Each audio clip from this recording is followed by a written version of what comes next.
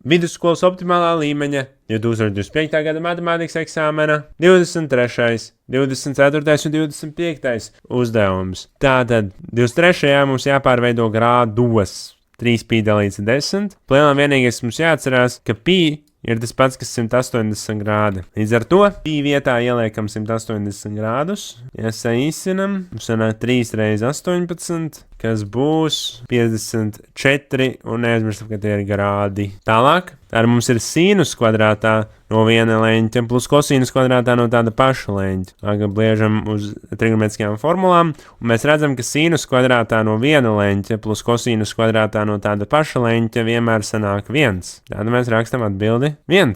Ja? Jo šajos te leņķos tur var būt dajieb kāds leņķis, galvenais, ka šitie leņķi ir vienādi. Un 25. mums ir divi šie pagrieziena leņķi. Mums interesē, kuram leņķim kosinus ir lielāks vai mazāks. Tad atceramies, ka kosinus as ir x as, un te mēs novelkam tātad leņķa A kosinus vērtība būs šī, un leņķa B kosinus vērtība būs šī te. Mēs redzam, ka leņķa A kosinus vērtība ir pozitīva, un leņķa B kosinus vērtība ir negatīva. Kosinus leņķam alfa būs lielāks nekā beta. Un uzdevums ir atrisināts.